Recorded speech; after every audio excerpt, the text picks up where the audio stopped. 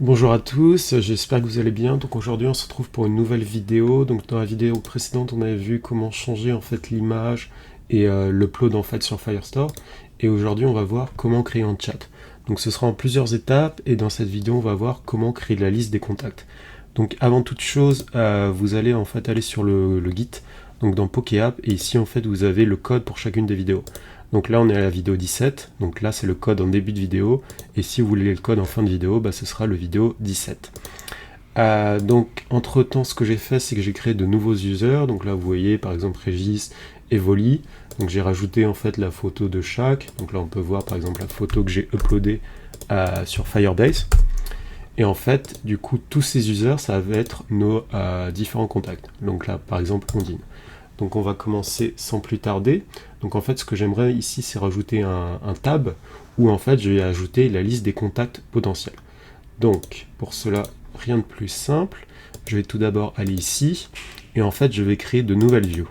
Donc je vais créer un nouveau directory que je vais appeler par exemple trainer list, donc la liste des dresseurs en anglais. Et donc ici je vais créer de nouveaux files, donc un qui sera la trainer list, donc la liste des dresseurs. Et en fait ce que j'ai envie de faire c'est comme dans ma liste des Pokémon, dès que j'ai cliqué dessus j'aurai une vue détaillée du dresseur. Donc c'est comme ça que je vais faire en fait, je vais exactement copier le code qui est là et je vais le mettre en fait dans la nouvelle liste. Et donc je vais rajouter une view que je vais appeler trainer details view et que je vais mettre ici. Donc j'ajoute les deux à Git, voilà. Et donc dans un premier temps ce que je vais pouvoir commencer à faire c'est je vais aller rajouter dans My Pokémon View qui était en fait la liste des Pokémon, et je vais en fait tout copier et je vais mettre dans My Trainer View. Donc voilà, là j'enlève juste le map state tout propre, ici pareil, voilà. Donc je vais l'appeler comme le nom de mon composant, donc c'est-à-dire trainer list. Et donc trainer list, je vais l'avoir ici aussi. Voilà. Donc là dans un premier temps, je vais tout commenter. C'est-à-dire que je vais juste mettre test comme ça et on reviendra dessus. J'aurais dû commenter par bloc, mais bon. Je vais juste mettre un texte qui indique que j'ai bien accès à la liste. Donc voilà, de cette manière test. Donc je garde tout pour l'instant, et en fait pourquoi je suis comme ça, comme ça me permet de tester. Donc je garde ici le nom des deux componentes, et donc ce que je vais faire c'est créer un nouveau stack. Donc vous vous souvenez en fait le stack ça va correspondre à Mac Pokémon Stack, donc ici c'est pareil. Ici il me semble qu'il y a une option pour enlever justement le bouton back, donc je vais le faire sans plus tarder. Donc je regarde juste sur mes notes à quoi ça correspond. Il me semble que c'est header left égale nul. Ouais, voilà, c'est ça. Donc ici, je vais juste la mettre ici, parce qu'en fait, j'ai pas envie d'avoir d'header, vu que ça sert à rien, vu que c'est la vue principale. Et donc, comme je vous le disais, je vais créer juste un nouveau stack. Donc, je copie ceci, voilà, je vais l'appeler trainers stack, parce qu'en fait, c'est le stack des trainers. Donc ici, je vais pas changer le nom, c'est toujours le trainer stack screen, par contre là, je vais changer tout. Et donc là je vais l'appeler ici, c'est pas My Pokémon, ça va être le trainer list qui va correspondre donc vous l'aurez compris, non pas à ma Pokémon View mais au trainer list view. Voilà, je reviens ici, voilà, impec. Donc le titre je vais l'appeler pas My Pokémon Team mais autre dresseur, donc je peux carrément le mettre en français, en fait c'est le titre comme je le veux, donc je le mets autre dresseur.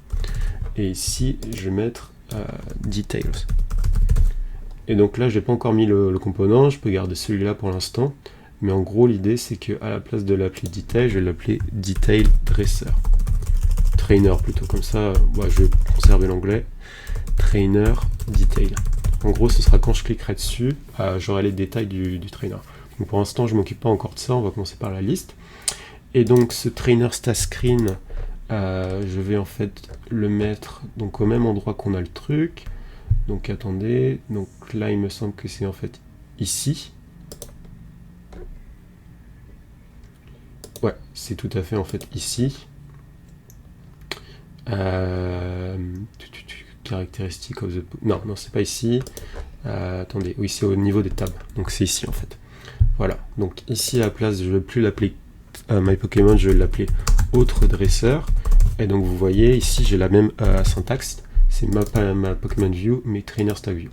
Et donc ce que je vais faire, c'est également rajouter une icône en fait. Voilà. Et donc ici, je vais dire si ma route.name c'est égal à autre dresseur. En fait, je vais mettre non plus une icône de Pokémon, mais par exemple une icône des users en fait. Donc par exemple, pour ce faire, vous faites rien de plus simple. React Native icône. Et en fait, ici, non, c'est pas ici que je vais aller, c'est ici. Ici, en fait, vous allez avoir tous les vecteurs icônes. Donc par exemple, si je veux chercher users, bah ici en fait je vais avoir la différente liste des icônes. Donc là je vois qu'il y a Fontasome, ils ont une icône user, donc c'est ce que je vais utiliser en fait, puisque ici j'avais dû utiliser Fontasome, que je l'avais chargé, ou je l'avais en fait importé au début du module, donc c'est ici. Et donc je vais la réutiliser, mais cette fois-ci à la place de mettre le nom home, je vais la mettre user. Donc je garde la size, la color, et donc en fait, si je clique ça, et donc on va vérifier tout de suite si c'est bon. Donc là, j'ai qui écoute, et donc voilà. Donc là, autre dresseur, j'ai bien l'icône de la liste, et donc quand je clique dessus, j'ai bien test. Et donc il n'y a plus la flèche back qui a disparu. Donc là, on a tout bon. Donc maintenant, vous l'aurez compris, j'ai pas envie d'afficher test, j'ai envie d'afficher la liste des dresseurs en fait. Donc pour cela, la première chose à faire, c'est en fait de récupérer ici dans la liste des users tous les documents qu'il y a, ainsi que les ID. Donc je vais vous copier le code pour vous montrer à quoi ça correspond. Donc je vais créer en fait une fonction que je vais appeler getUserFromFirebase. Donc c'est une fonction qui ne prend rien en argument, puisqu'en fait je vais directement faire appeler tout ça. Et donc je retrouve mes notes.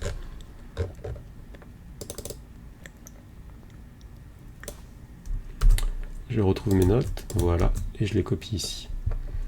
Donc, avant de crier panique, je vais montrer en fait à quoi ça correspond. Donc celui-là, on peut le commenter. Voilà. Donc, qu'est-ce que ça va faire? Donc en fait, ça va prendre Firestore. Donc Firestore, d'où je l'importe, comme d'habitude, j'importe du module React Native Firebase Firestore. Et en fait, je vais lui dire de query en fait la collection user. Donc la collection user, c'est celle-ci, puisque ça s'appelle bien user. Et en fait, dans la collection user, je vais lui dire de faire quelque chose. Je vais lui dire de prendre 100 documents, parce que pour l'instant, je vais me limiter à 100 documents. Dans le cas où il y en a par exemple 1000 users, je ne vais pas en avoir d'envie trop. Donc je vais utiliser get qui sert à récupérer ce qu'il y a dedans. Et ensuite, ici, le Zen, le query snatch-up, c'est-à-dire lorsqu'il retrouve la truc, du coup, ce qu'il y a dans les documents, je vais définir une nouvelle liste d'users, donc user que j'ai importé depuis le modèle. Vous vous souvenez, on avait défini en fait l'interface avec le name, l'âge, etc. Et en fait, je vais dire que pour chacun des documents, à la liste des users, donc la liste, je vais utiliser la fonction push. Push, ça permet d'ajouter un nouvel objet en fin de liste. Et en fait, je vais dire de push quoi? Je vais lui dire, tu vas me dire l'ID. Donc l'ID, en fait, ça va être en fait c'est déjà ici, mais ici je vais dire l'ID, tu vas le mettre dans la liste et tu vas également faire autre chose. Ici tu vas tout copier. Donc en fait ça c'est une notation propre au JavaScript ES6, donc c'est un langage. Et en fait vous devez imaginer que ça c'est un dictionnaire. Et en fait quand je fais 3 petits points doc.data, ça veut dire tu copies en fait tout ce qu'il y a dedans. Donc là en gros ça revient à il a copié en fait tout ça, donc name.id, image machin, id machin, favorite machin, et en fait il l'a directement encapsulé. Donc ça permet en fait d'aller plus vite en fait. Et donc là ce que je peux faire, c'est utiliser un console.log pour afficher la liste des users et dire juste un message que la liste a bien été reçue. Donc je mets toujours en fait des logs généralement. Pourquoi? Parce qu'en fait là je lui dis de querying les people from Firebase, donc des fois ça peut me mettre un peu de temps. C'est pour ça qu'en fait je vais également rajouter un loading. Donc par exemple je vais dire ici, bon là je le définis, mais vous vous souvenez comment on avait fait pour définir le loading, on utilisait le setState. Donc là je vais dire un loading, et je vais dire qu'il va user le state, donc au début il est true, parce qu'en fait tant que les données sont pas arrivées il va être true. Et en fait, je vais également lui préciser ici. C'est toujours bon de préciser le type. Donc ça, c'est une très très bonne habitude, que ce soit en Python, en TypeScript ou quoi que ce soit. Toujours préciser le type. Et donc voilà. Et donc ici, j'ai pas encore besoin de cette fonction, mais je vais définir un useEffect. Donc useEffect, on l'a vu dans la vidéo, il me semble que c'était la vidéo 5, où on voyait justement comment définir des appels en fait au call. Et donc je vais dire le useEffect, donc à chaque fois que tu l'utilises, tu vas en fait appeler cette fonction.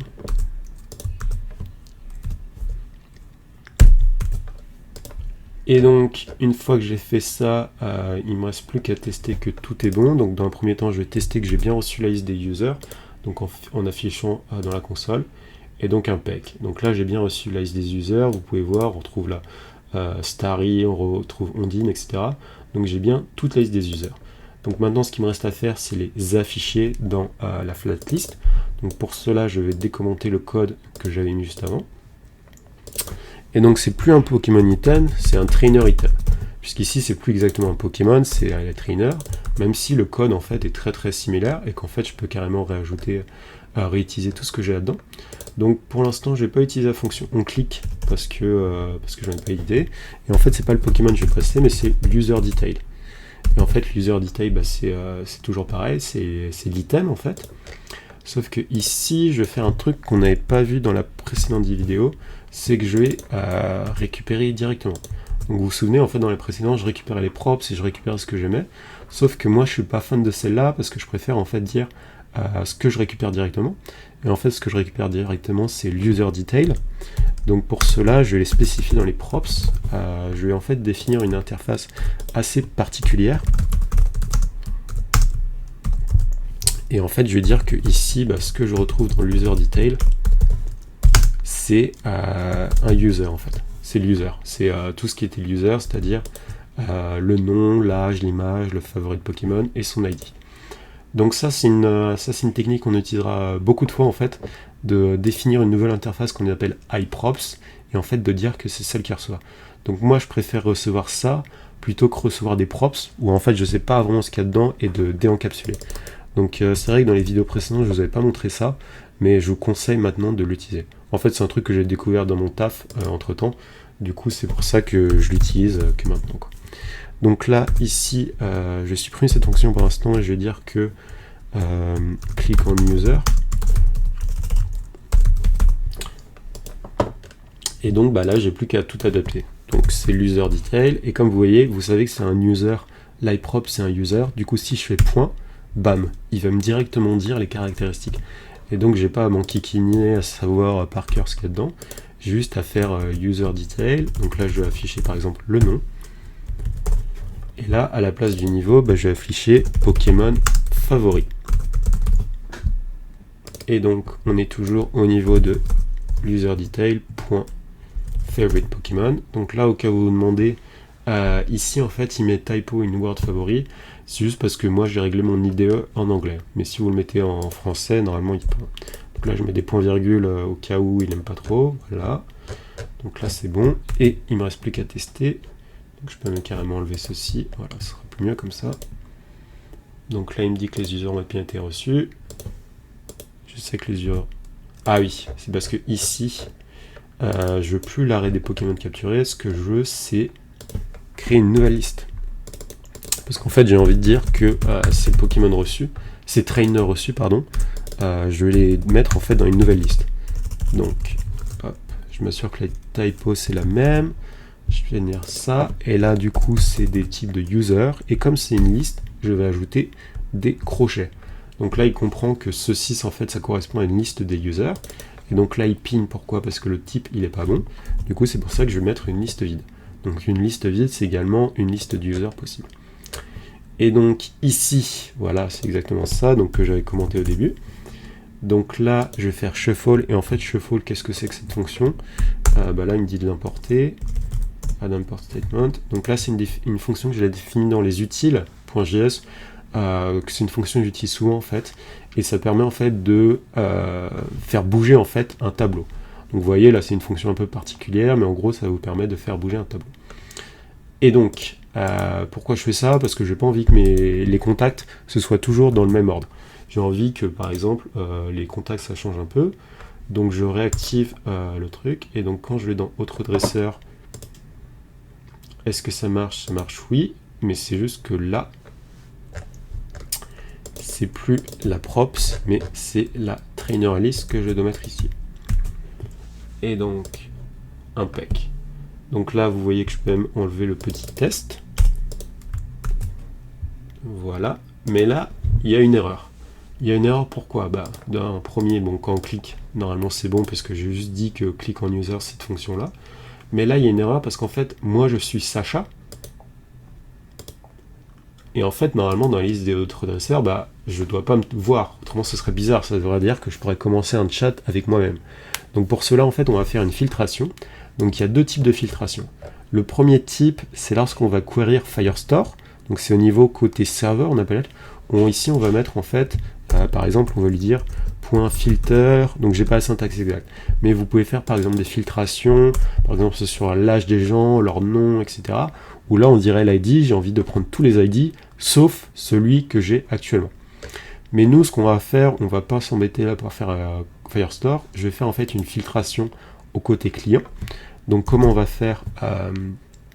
C'est très simple. On va dire que la liste des users, ça va être la liste des users. .filter. Voilà, c'est celle-là. Et en fait, ce filter, donc, je vais lui dire que en fait, la liste des users, c'est des users. Et je vais filtrer seulement si l'user.id, il doit être différent de mon current user ID. Sauf que là, il ne connaît pas en fait ce que c'est mon current user ID. C'est normal parce que je ne l'ai pas défini. Et du coup, c'est ce qu'on va faire tout de suite. Comment on va faire? En fait, on l'avait mis dans le store. Donc du coup, ça tombe très très bien en fait. Et en fait, je peux simplement réutiliser ce qu'on avait utilisé dans cette fonction ici. Donc dans le store. Et en fait, de demander au store c'est quoi en fait mon current user ID. Et donc ici, je vais juste l'appeler current user ID. Et donc, moment de vérité, est-ce que ça a marché ou pas?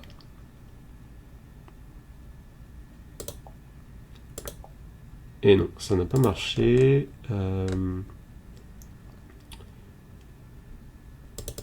Parce qu'en fait, je dois le mettre ici. Voilà. Et donc là, ça marche bien. Et du coup, ce qu'on va faire maintenant, c'est créer la vue en détail pour chacun des trainers. Donc, maintenant qu'on a vu la liste des Pokémon, on va créer la view détail. Donc, à chaque fois que je vais cliquer sur registre, en fait, j'aimerais avoir la Pokémon, la trainer détail view. Donc, pour cela, ici, donc je vais juste changer mon nom. Je vais mettre en TS6. Et ce que je vais faire, c'est je vais en fait copier le code qu'il y avait dans Pokémon Details View. Et je vais exactement le mettre le même ici. Donc, je vais supprimer ici le dispatch parce qu'on n'en a pas besoin. Le style, j'en ai pas besoin. Je vais également changer le name. Je vais l'appeler trainer details view.